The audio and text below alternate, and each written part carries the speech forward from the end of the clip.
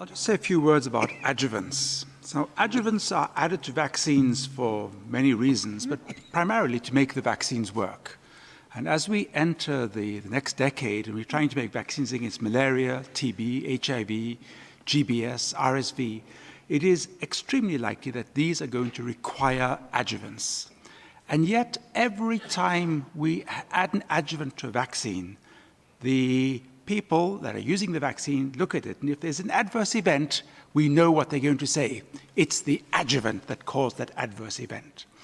And we've seen clinical studies in the past where a single adverse event has been blamed on the adjuvant in the development trials, and things come to a standstill while we go in and spend many years trying to investigate, is the theoretical immunostimulation induced by that adjuvant responsible for the adverse event?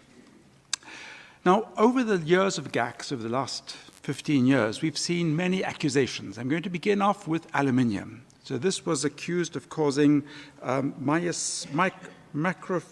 myofasciitis. And yet, this complex word typically only occurs many years after a potential administration of the aluminium.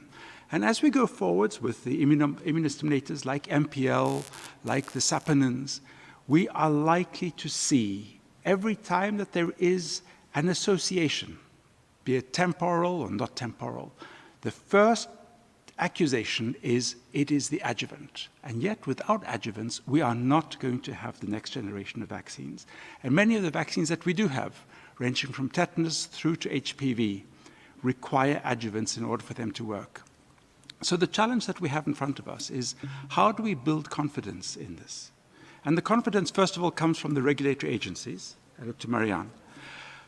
When we add an adjuvant, it's because it is essential. We do not add adjuvants to vaccines because we want to do so. But when we add them, it adds to the complexity. And I give courses every year on how do you develop vaccines, how do you make vaccines. And the first lesson is, while you're making your vaccine, if you can avoid using an adjuvant, please do so.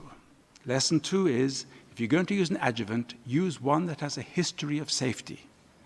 And lesson 3 is, if you're not going to do that, think very carefully.